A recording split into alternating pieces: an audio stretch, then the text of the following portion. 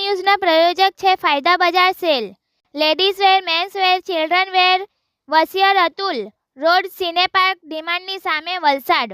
તાપી જિલ્લા વાલોડ તાલુકાના મોરદેવી ગામમાં 12 દિવસમાં 2 દીપડા પાંજરે પુરાયા. વાલોડ તાલુકાના મોરદેવી ગામમાં છેલ્લા કેટલાક દિવસોથી દીપડાની અવરજવર જોવા મળતા ગ્રામજનોમાં ભયનો માહોલ સર્જાયો હતો.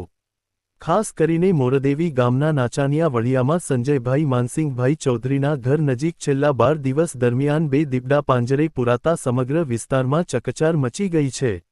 વાલોડના મોરદેવી ગામના નાચાનિયા વડિયામાં અંદાજે 5-6 વર્ષનો દીપડો પાંજરામાં પુરાયો હતો.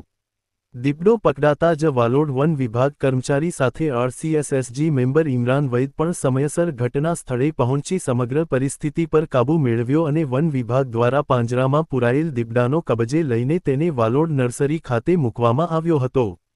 ત્યારબાદ સંબંધિત ઉચ્ચ અધિકારીઓને ઘટનાની જાણ કરવામાં આવી હતી.